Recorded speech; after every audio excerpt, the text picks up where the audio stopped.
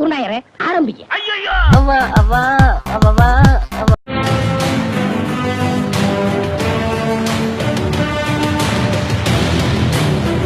1933 ஆண்டு ஜூன் 23ஆம் தேதி விருதுநகர் உள்ளாட்சி தேர்தலில் போட்டியிட்ட காமராசர் அச்சமயம் பிரபலமாக இருந்த ஒரு கட்சியைச் சேர்ந்தவர்களால் கடத்தப்பட்டார்.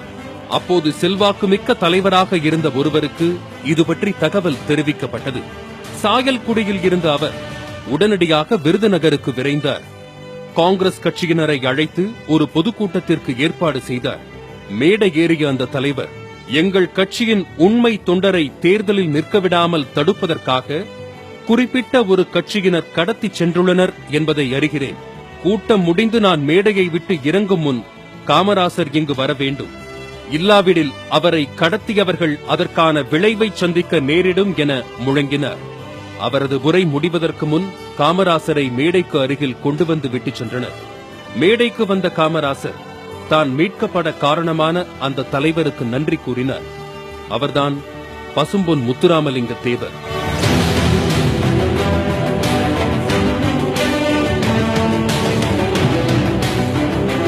சேதுபதி சீமையின் கிழக்கு பகுதியில் அமைந்துள்ளது கமுதி பாதுகாப்பு கோட்டை.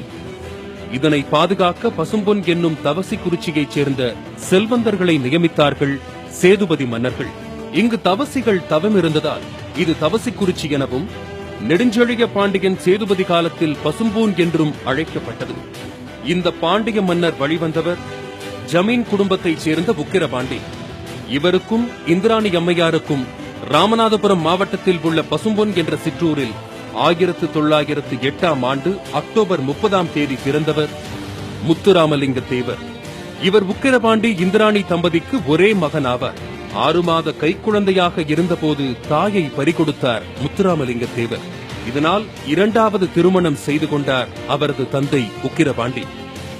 அந்த பெண்ணும் சிறிது காலத்தில் இறந்து போனதால் மீண்டும் ஒரு பெண்ணை மணமுடித்தார். இதனால் உறவின் முறை பாட்டியான பார்வதி அம்மாளின் அரவணைப்பில் பசும்பொன்னை அடுத்துள்ள கல்லுப்பட்டி என்ற கிராமத்தில் வளர்ந்தார் முத்துராமலிங்க தேவர். அப்போது கமுதியைச் சேர்ந்த ஆயிஷா பீவி என்ற பெண்ணிடம் பால் குடித்து வளர்ந்திருக்கிறார் முத்துராமலிங்க தேவர். அந்த பெண்ணை அவர் ஒருபோதும் மறந்ததில்லை.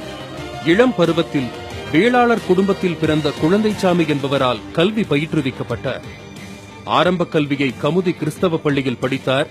உயர்நிலை கல்வியை திருப்பரங்குன்றம் அருகேயுள்ள பசுமலை மேல்நிலைப் பள்ளியிலும் மதுரை யூனியன் கிறிஸ்தவ பள்ளியிலும் பயின்றார்.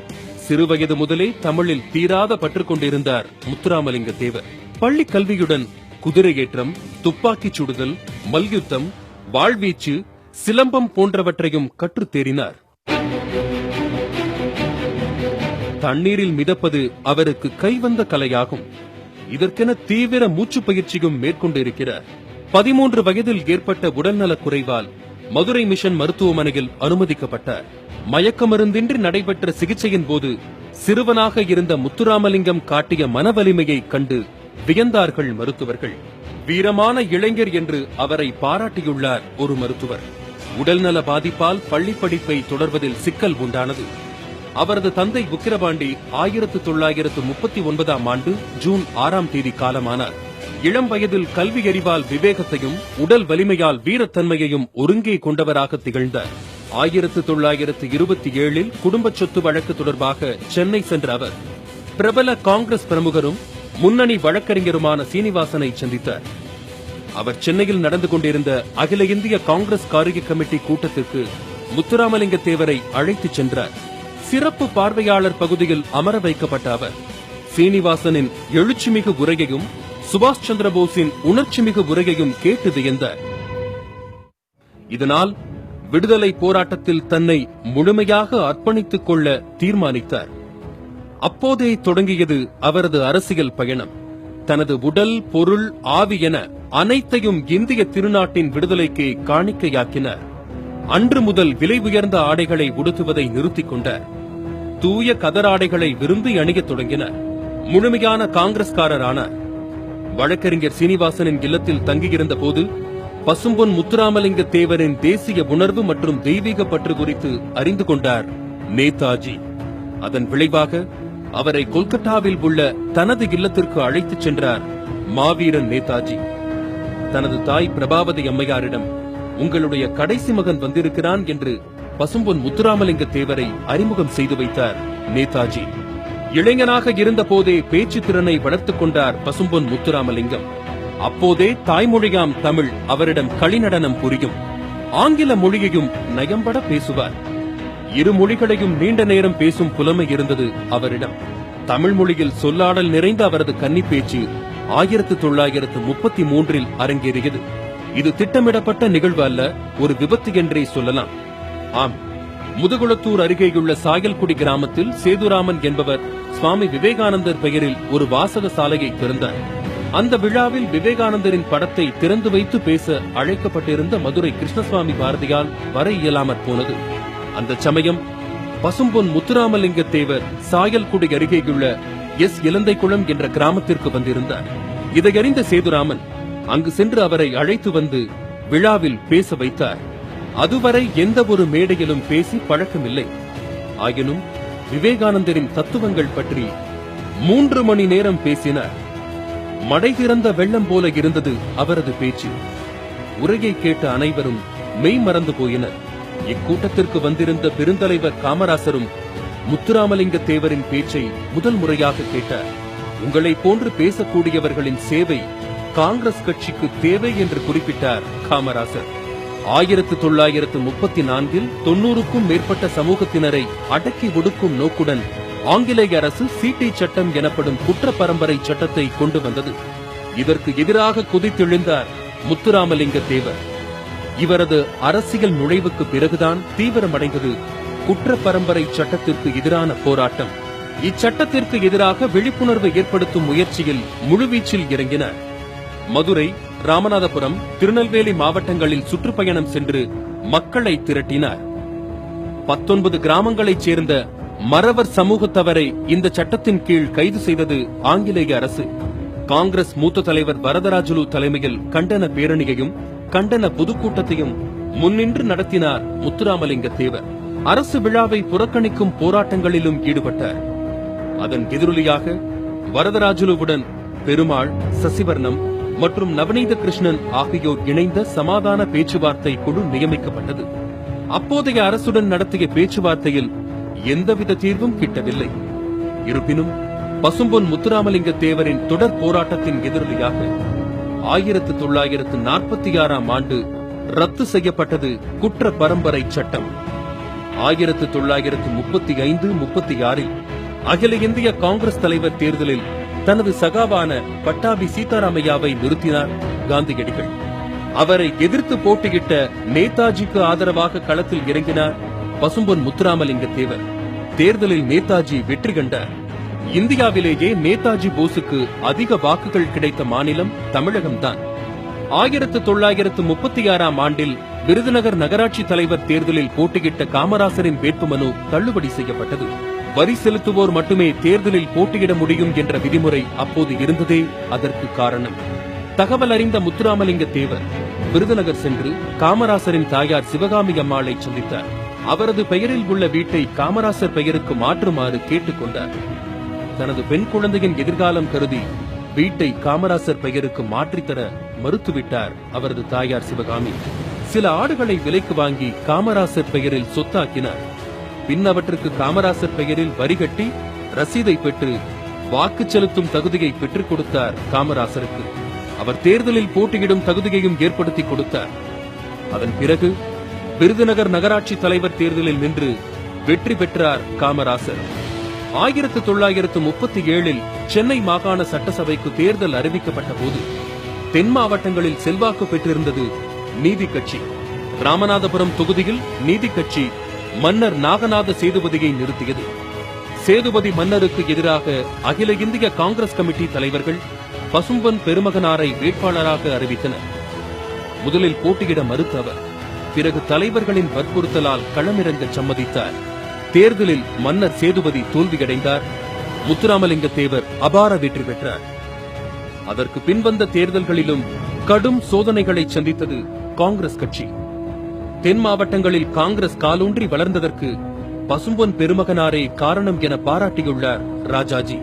காங்கிரஸை காத்தான் என்று பட்டத்தையும் முத்துராமலிங்க தேவருக்கு சூட்டினார் தீரர் சத்தியமூர்த்தி. மதுரை மகாலட்சுமி மில் ஊழியர்களின் கூலி உயர்வு, பெண் ஊழியர்களின் பிரசவகால ஊதியத்துடன் கூடிய விடுப்பு ஆகியவை குறித்து முதலாக குரல் கொடுத்தது முத்துராமலிங்க தேவர்தான். இவர்களின் தேவை கருதி ஆலை தொழிலாளர் நலன் கூட்டமைப்பை உருவாக்கினர். இந்த பிரச்சனைக்காக போராட்டம் நடந்தபோது பசும்பொன் பெருமகனார் உள்ளிட்டோரை கைது செய்து சிறையில் அடைத்தது அரசு. 1938 தலித் மற்றும் ஒடுக்கப்பட்ட மக்களுக்காக ஆலய நுழைவு போராட்டத்தை அறிவித்தார் காந்தியடிகள். அப்போது கமுதியில் உள்ள தனது சமூகத்தினருக்கு பாத்தியப்பட்ட மீனாட்சி சுந்தரேஸ்வரர் ஆலயத்திற்குள் தலித் மற்றும் ஒடுக்கப்பட்ட சமூகத்தினரை அழைத்துச் சென்று ஆலய பிரவேசம் நடத்தினார் முத்துராமலிங்க தேவர். அதன் தொடர்ச்சியாகத்தான் அரங்கேறியது மதுரை மீனாட்சியம்மன் கோயில் பிரவேசமும். அந்த கோயிலுக்குள் தலித்துகளை அழைத்துச் செல்ல முடிவு செய்திருந்தார் வைத்தியநாத ஐயர். இதற்கு கடும் எதிர்ப்பு கிளம்பியிருந்தது. அப்போது நடைபெற்ற ஆலய பிரவேச குழு கூட்டத்தில் முத்துராமலிங்க தேவரும் பங்கேற்றார். அதில் துண்டு பிரசுரம் ஒன்றையும் வெளியிட்டார் அவர். எந்த பிரச்சனையும் எழாமல் நான் பார்த்துக் கொள்கிறேன். தலித் மக்களுக்கு தேவையான பாதுகாப்பை எனது மக்கள் தருவார்கள். பிரச்சனை எழுப்ப நினைக்கும் சமூக விரோதிகளை எச்சரிக்கிறேன். ஏதேனும் அசம்பாவிதம் நிகழ்ந்தால் அந்த கும்பலை நானே சந்திப்பேன் என்று உறுதியளித்தார். அதன்படி 1939 கக்கன், முருகானந்தம், சின்னையா, பூவலிங்கம் உள்ளிட்டோர் வைத்தியநாத ஐயருடன் இணைந்து மதுரை மீனாட்சியம்மன் கோயிலுக்குள் நுழைந்து அம்மனை வணங்கினர். இந்த ஆலய நுழைவு பிரவேசமே பசும்பொன் பெருமகனார் சாதிகளுக்கு அப்பாற்பட்டவர் என்பதற்கு சிறந்த எடுத்துக்காட்டு என கூறுவார்கள். காங்கிரசின் பல கொள்கைகளில் முரண் கொண்டிருந்த நேதாஜி சுபாஷ் சந்திரபோஸ் 1939 காங்கிரஸ் கட்சியில் இருந்தபடியே ஃபார்வர்ட் பிளாக் எனும் இயக்கத்தை தொடங்கினார். இதன் தென் மாகாண தலைவராக நியமிக்கப்பட்டார் பசும்பொன் முத்துராமலிங்க தேவர். அச்சமயம் காங்கிரசுடன் ஃபார்வர்ட் பிளாக்கிற்கு கருத்து வேறுபாடு அதிகரித்ததால் கட்சியில் இருந்து தற்காலிகமாக நீக்கப்பட்டார் நேதாஜி. பிற்காலத்தில் நேதாஜி சுபாஷ் சந்திரபோஸ் இந்திய தேசிய ராணுவத்தை அமைத்த போது அதற்கு பெருமளவிலான படையை தமிழகத்தில் இருந்து அனுப்பி வைத்தவர் பசும்பொன் முத்துராமலிங்க தேவர்தான்.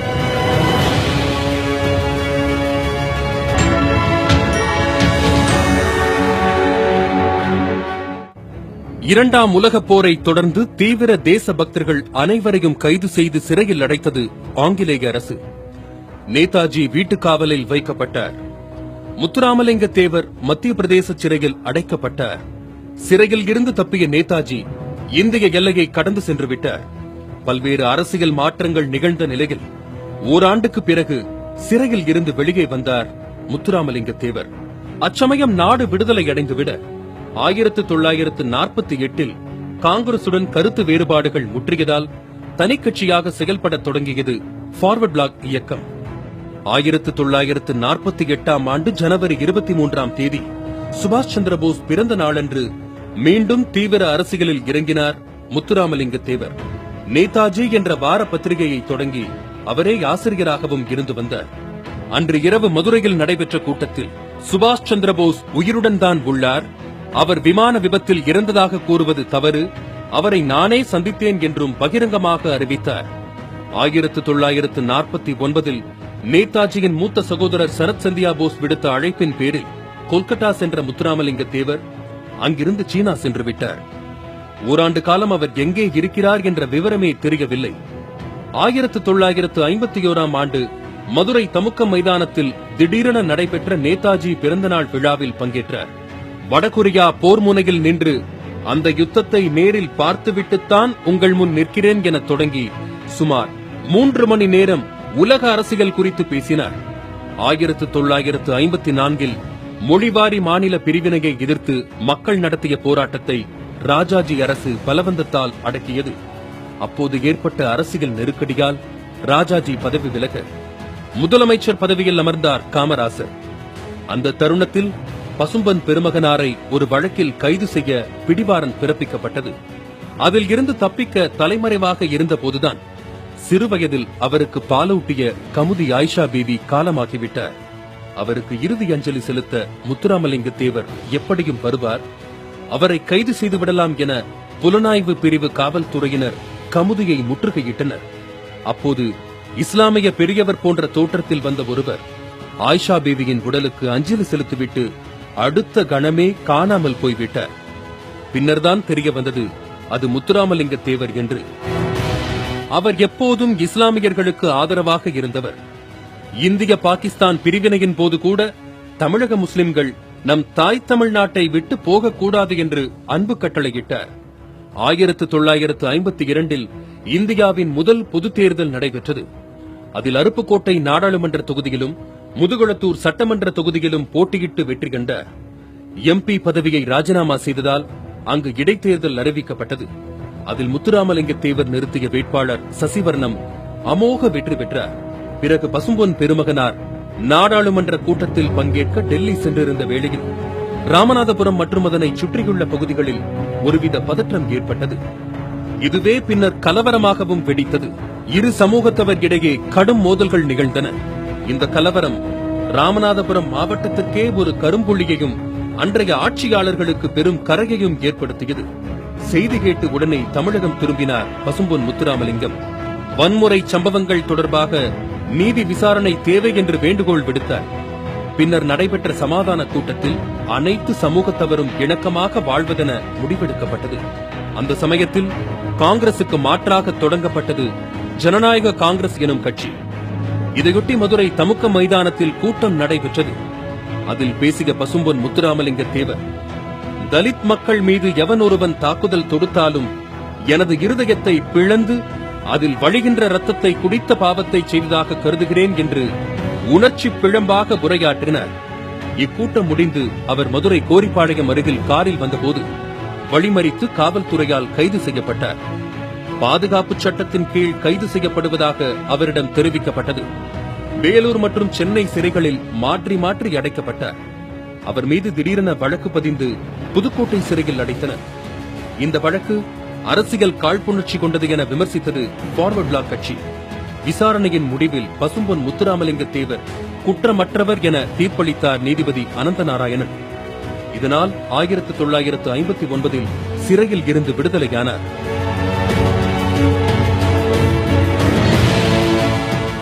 இடைவிடாத உழைப்பின் காரணமாக உடல்நலக் குறைவு ஏற்பட்டதால் சிறிது காலம் பொது வாழ்க்கையில் இருந்து விலக நேரிட்டது. பின்னர் 1962 பொதுத் தேர்தலுக்கு மீண்டும் முன்னிறுத்தப்பட்டார். மதுரை தமுக்க மைதானத்தில் நடைபெற்ற கூட்டத்தில் முத்துராமலிங்க தேவர் உதித்த முத்துக்கள் வரலாற்று சிறப்பு மிக்கவை. அதில், நான் யாரையும் எதிரியாக கருதுபவன் அல்ல, தவறுகளை கண்டிக்கின்ற என்னை யாரேனும் எதிரியாக பாவித்தால் அதற்கு நான் பொறுப்பல்ல.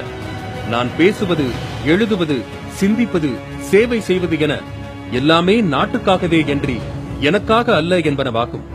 1962 தேர்தலில் வெற்றி வசமான போதிலும் உடல்நலக் குறைவால் நாடாளுமன்ற கூட்டத்தில் அவரால் பங்கேற்க முடியவில்லை.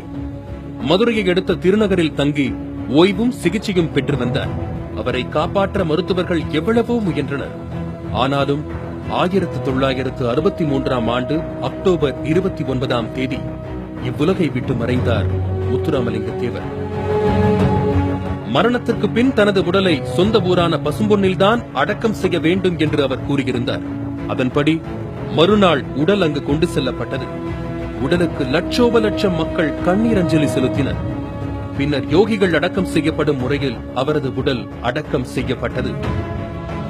பசும்பொன் முத்துராமலிங்க தேவரின் கொள்கைகளை என்றென்றும் நினைவில் வைத்துக் கொள்ள உதவுவது தேசியமும் தெய்வீகமும் எனது இரு கண்கள் என்கிற அவரது முழக்கம்தான்.